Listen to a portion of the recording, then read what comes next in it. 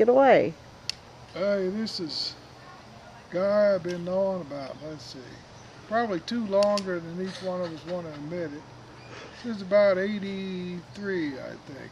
82, 83, right there. And hey, I have the utmost respect for him. He overcame a problem with his feet. He had club feet. And we worked with every kind of,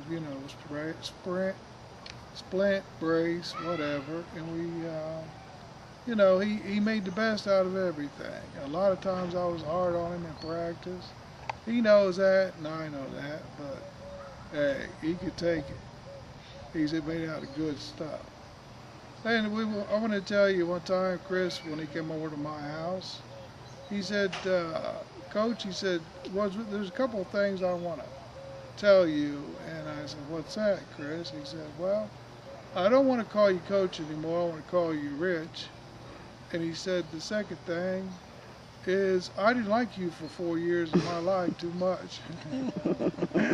And I said, why, Chris? He said, because Wallace, you're going to run around the fence all night until you get it right.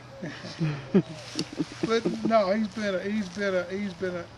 a member of the Hall of Fame of Springfield South High School, and him and D. Miller is wide out. We're the only two guys in the history of the school. And Ohio is a bad state, but both those guys shared the most valuable player in Ohio history. And I've coached here, coached there, coached everywhere. Now, right now, it's Springstead in Florida, and Chris is working with his own team right now, and he's doing a lot with the kids. And I really think a lot of him. And we can't forget Mr. Miller, although he is not here. He's probably cruising the Bahamas with a three-piece suit on, trying to look slicker and Chris. But you notice Chris, he's got Mr. Williams on right there. But I'm going to let my dear friend, my son, I call him Knucklehead for short.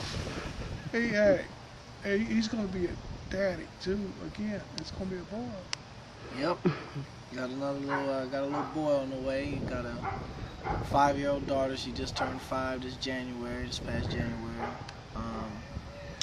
And I like to think that I've been able to do the things a man is supposed to do to survive in this world today. And doing the right things. And I think a big part of that is the foundation that was built to make me the man I am today. And Rich was a big part of that. He taught me how to fight through adversity. Like I said, I didn't even like him the first 4 years I known him because he was teaching me adversity, and I went through it. But one thing I never did was quit. So he knew I had that tangible that was in me, that I wasn't going to quit. And he just helped me to learn to deal with adversity, deal with the things you don't like, take it as it comes, and somehow, some way turn it into a positive. And I think that's been a big part in my whole life, and I think that should be a big part in everyone's life. Anybody who has succeeded in something has went through some certain trials or tribulation. And I think me being fortunate enough to meet this man and seeing his situation, and not even knowing his situation at first, and then kind of finding out how it happened, and not realizing that he used to walk just like everybody else, and thinking about my situation when I wasn't supposed to walk, made me respect what he was trying to teach me and what he was trying to drill upon me. Yeah, it was a simple play that I couldn't get right at that time, but the strive for perfection, and the strive for and the determination that he wanted to instill in me really stayed a part of me and made my foundation even stronger, along with my parents and other teachers.